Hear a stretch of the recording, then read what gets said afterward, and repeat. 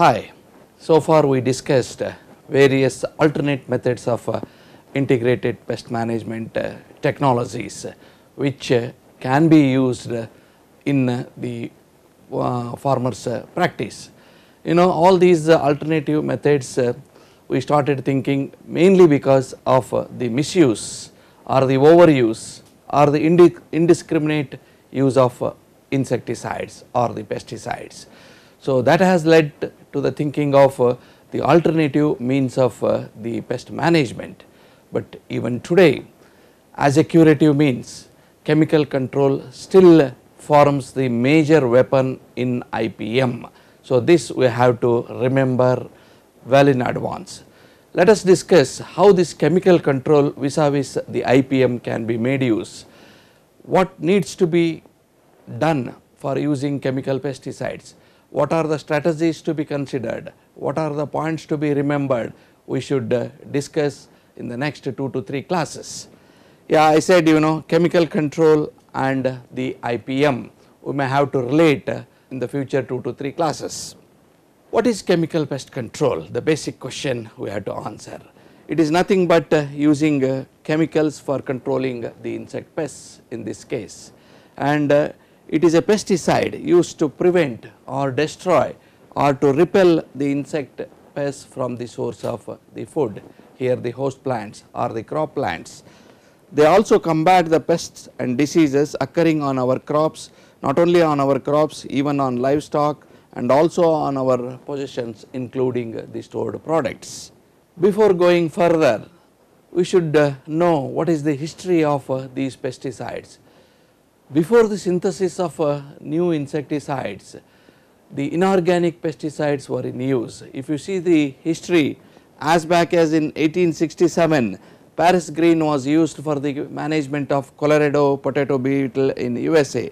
Similarly, in 1892, the various arsenic compounds, lead arsenate was first used against gypsy moth control, which is a temperate tree plant in USA. In 1936, lethane was used for many of the foliage feeding insects management. In 1940, the synthesis of the new insecticides started. After identifying the DDT insecticidal activity during 1939, later on one after the other many molecules started synthesizing, which included majority of fluorinated hydrocarbons, which include, as I said, the insecticidal property of DDT was identified in 1939, then came lindane, then came chloridane, dialdrine and heptachlor. Later on in 1946, organophosphates having a quick knockdown effect on the insects were synthesized. Some of the important organophosphate insecticides are malathion, parathion, dichlorowas and metoxistox. Later in 1956, another group of insecticides, carbamates, having a stable compound having a quick knockdown effect on majority of the insects were synthesized.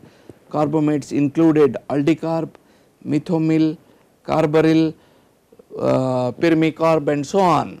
Then came the synthesis of formamidins in 1965.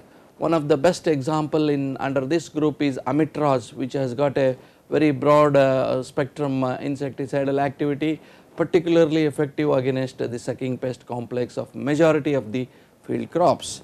Then came a striking phenomena in 1972, that is the identification of synthetic pyrethroids.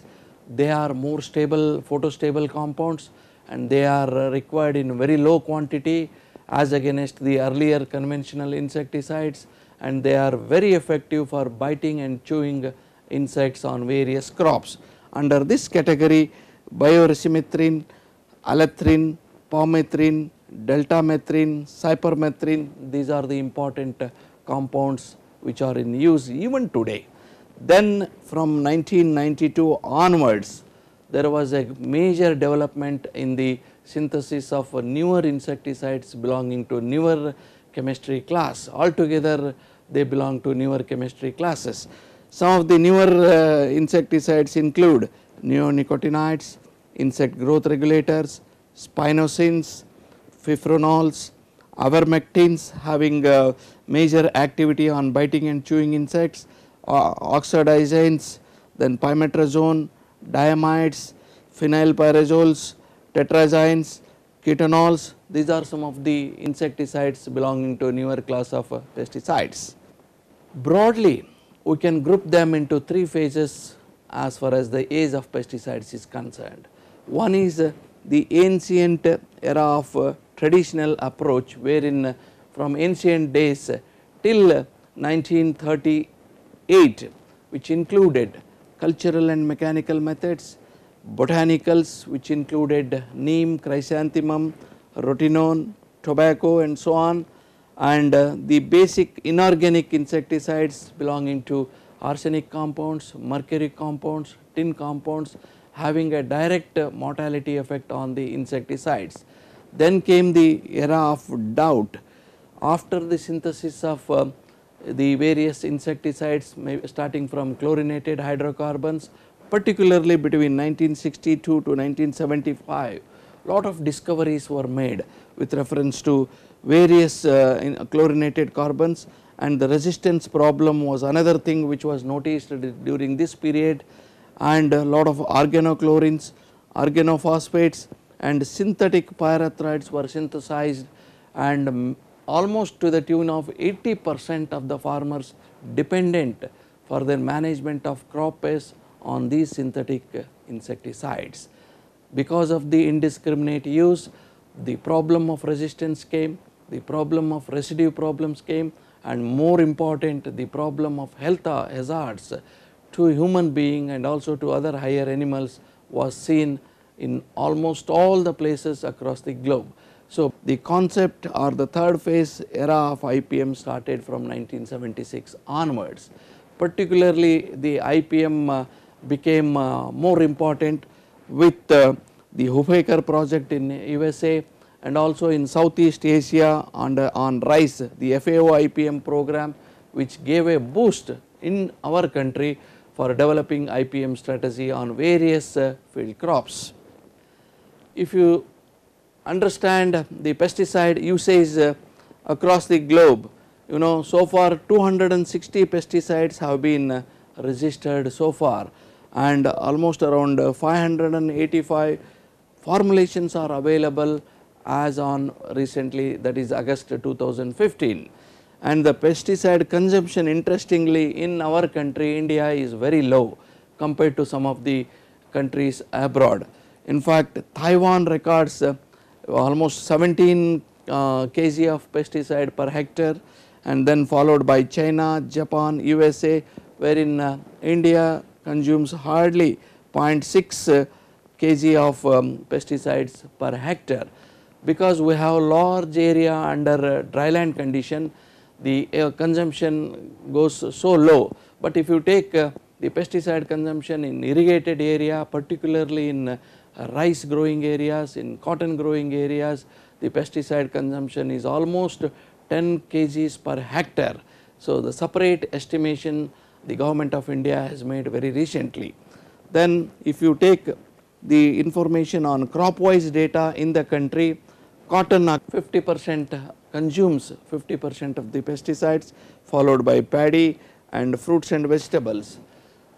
Then if you just analyze the pesticide consumption within the country, of course undoubtedly Andhra Pradesh takes around 24% of the pesticides, followed by Maharashtra, then Punjab, then almost Karnataka and Gujarat takes 7%, remaining states consume the remaining percentage of pesticides. Again, the Indian scenario, if you observe, because ours is a tropical and subtropical country, wherein insects play a major role rather than the other pest problems. Almost around 80% of insecticides are consumed out of the pesticides that we use, followed by herbicides. Of course, in recent years the percentage of usage of herbicide is increasing season after season, mainly because of the labor problem, followed by fungicides, and all other pesticides put together they contribute around 3% of the consumption. If you compare this with the world consumption of pesticides, it is altogether different. Across the world, it is herbicides which dominate the consumption. Almost 47.5% of herbicides are used, followed by insecticides which consume around 29.5%, then followed by fungicides, and then rest of the other pesticides. These pesticides are classified according to various means. Firstly, they are classified based on the usefulness. Pesticides belonging to acaricides which kill ticks and mites, for example carbophentheon. Pesticides named as insecticides, mainly they act on insects, carbofuran, chlorpyrifos, some of these insecticides are included under this category. Then fungicides, mainly effective against the fungal diseases, mancozeb, carbendazim and so on. Then pesticides as herbicides, mainly acting on weed fauna, in that 2,4-D, butachlor. Then nematicides, mainly acting on nematodes. Phenomifos is one of the standing example we have. Then pesticides as rodenticides which kills rats as invertebrate pests. Coumarin is one of the commonly seen rodenticide. Then based on the mode of action, how exactly they act on the insects, they are classified. They are classified as contact poison, for example carbaryl. Whenever these insecticides come in contact with the insect, particularly the cuticulin layer, because of the wax layer present in the cuticular layer of the insect, it absorbs the insecticide, then it results in death of the insect. Then stomach poison, mainly zinc phosphide. Now here the insects have to feed on the treated surface, that is on the plant surface or on the fruit surface, and whenever the material goes inside, then it acts as a stomach poison.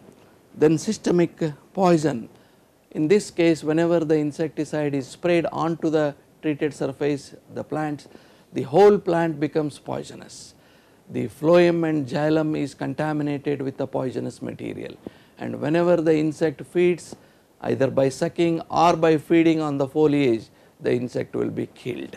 And then as fumigants, as the name itself indicates, the insect spiracles, whenever the insects respire, these fumigants enter into the insect body and the insect will be killed. Then based on the chemical constituents, the pesticides are classified as botanical compounds and then as synthetic organic compounds which are synthesized based using many of the chemical groups, and then as microbial compounds, particularly from various microbes like bacteria, fungus, nematodes, viruses, the classification is made, and then insect growth regulators, particularly using molting hormone, juvenile hormone compounds. These molecules are included under this category. Synthetic pyrethroids, because they are mainly photostable and required in low quantity, having low mammalian toxicity. These classification of the conventional or the old insecticides in broad can be made as organochlorines, as organophosphates, and then carbamates, and then synthetic pyrethroids, having some of the examples shown there.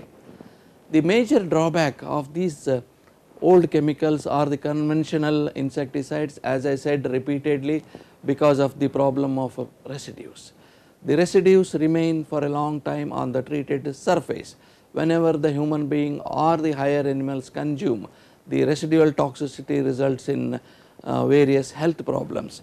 And then the problem of insecticide resistance, because of overexposure or repeated exposure to the same molecule, the insect gets acclimatized to the toxic of the particular insecticide, and they develop many behavioral as well as physiological mechanisms to overcome the toxicity.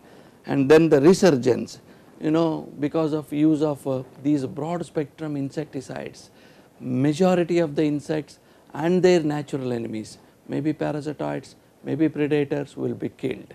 In the absence of these natural enemies and also in the absence of toxic residues, the same species will come back again and cause major economic damage, which is known as the resurgence problem. In addition to that, we also see secondary pest outbreaks, the minor pests becoming major pests, particularly in case of cotton, because of the continuous use of synthetic pyrethroids.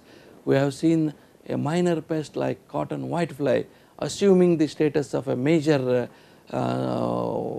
pest in recently in Punjab and Haryana area.